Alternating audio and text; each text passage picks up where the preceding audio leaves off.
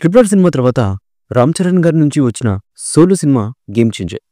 Global స్టార్గా ఎదిగిన రామ్ చరణ్ గారు క్రియేటివ్ దర్శకుడు శంకర్ కలయిక అంటేనే అంచనాలు విపరీతమైన స్థాయిలో ఉంటాయన్న విషయం అందరికీ తెలిసిందే.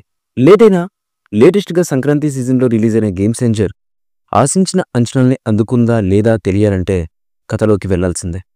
రామ్ నందన్ అలియాస్ రామ్ చరణ్ కాలేజీలో చదువుకున్నటువంటి రోజుల్లో యాంగ్రీ యంగ్ మెన్ గా కనిపిస్తారు. తాను ప్రేమించిన అమ్మాయి దీపిక అలియాస్ కేరా అద్వానీ కోసం తన కోపాన్ని కంట్రోల్ చేసుకుని వ్యక్తిత్వాన్ని మార్చుకుంటాడు. అలా ఐపీఎస్ అధికారిగా తన కెరియర్ని స్టార్ట్ చేసిన రామ్నందన్ కష్టపడి ఐఏఎస్ అధికారిగా ఎదుగుతాడు. ట్రాన్స్ఫర్ అయిన తర్వాత సొంతూరైనటువంటి విశాఖపట్నానికి బదిలీ అవుతాడు.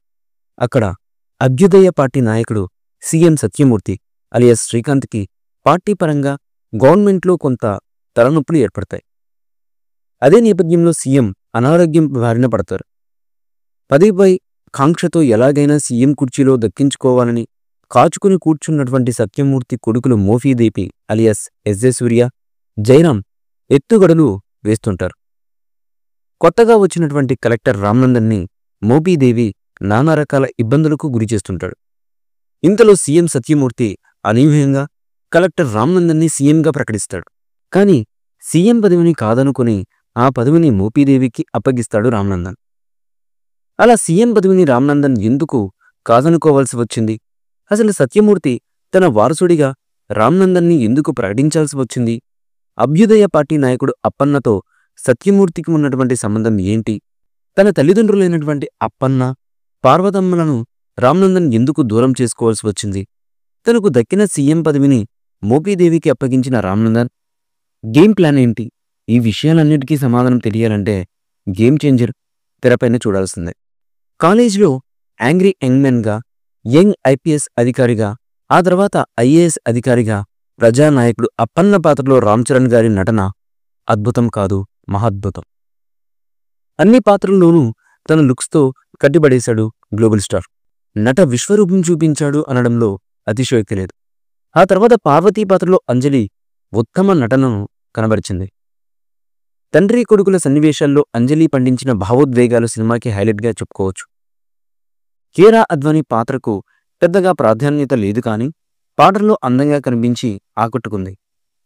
మోఫీదేవి పాత్రలో కనిపించిన ఎస్జే సూర్య మరో ఆకర్షణ ఈ సినిమాకి. తనదైన నటనతో కోపం తెప్పిస్తూనే అక్కడక్కడ నవ్వులు పూయిస్తూ నువ్వా నేనా అన్నట్లుగా రామ్ చరణ్తో పోటీపడి నటించి సినిమాని నెక్స్ట్ లెవెల్కి తీసుకెళ్లాడు సూర్య. శ్రీకాంత్ కథను మలుపు తిప్పే పాత్రలో కనిపించారు.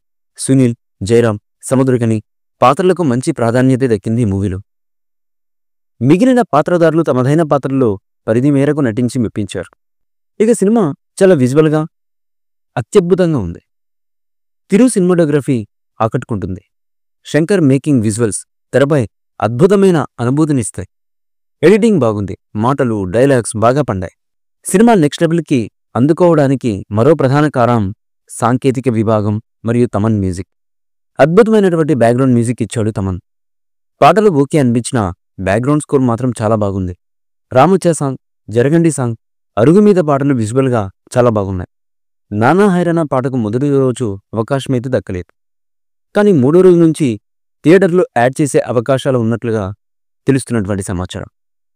దిల్ రాజు నిర్మాణ విలువలు బాగున్నాయి. ఓవరాల్గా సాంకేతిక వర్క్ అయితే సూపర్. ఇక దర్శకుడు శంకర్ పనితనం గురించి కొత్తగా చెప్పాల్సిన పని లేదు.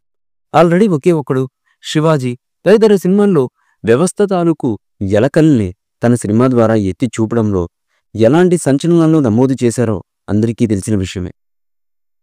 అలాంటి సంచలనాలనే గేమ్ చేంజర్తో చేసే ప్రయత్నం చేశారు ఆయన. అందులోనూ సక్సెస్ అయ్యారు. ప్రస్తుతం ఆంధ్రప్రదేశ్ ప్రభుత్వంలో జరుగుతున్నటువంటి పరిస్థితుల్ని, గత ఎన్నికల టైంలో ఎలాంటి పరిస్థితులు చోటు చేసుకున్నాయో ఆయా పరిస్థితుల్ని రియల్ గేమ్ చేంజర్గా పవన్ కళ్యాణ్ గారు ఎదుర్కొన్న తీరు, ప్రతిపక్ష నాయకుడిగా ప్రభుత్వాన్ని తాను ఎదిరించిన వైనం తదితర అంశాలు ఫ్లాష్ బ్యాక్లో అప్పన్న పాత్ర ద్వారా జనానికి బాగా కనెక్ట్ చేశారు.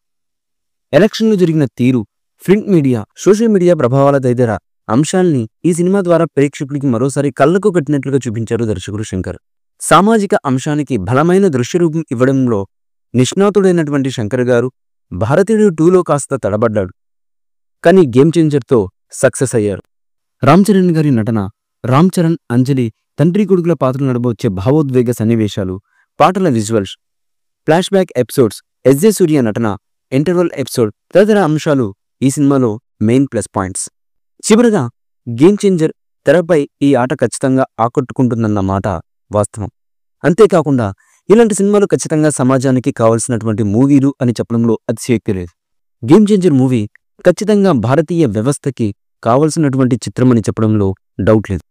భారతీయ రాజకీయ వ్యవస్థలో అవినీతిని పారద్రోలాలి అంటే ఇలాంటి సినిమాలు ఎంతైనా అవసరం అన్నది ప్రతి ఒక్క ప్రేక్షకుడు తెలుసుకోవాల్సినటువంటి సత్యం. ఈ మూవీపై మీ అభిప్రాయాన్ని కమెంట్ బుక్లో తెలియచేయండి. ఈ వీడియో మీకు నచ్చితే లైక్ చేయండి, షేర్ చేయండి, కమెంట్ చేయండి. మరిన్ని అప్డేట్స్ కోసం మా ఛానల్ని సబ్స్క్రైబ్ చేయండి. అలాగే పక్కనే ఉన్న గంట సింబల్ని గట్టిగా కొట్టండి.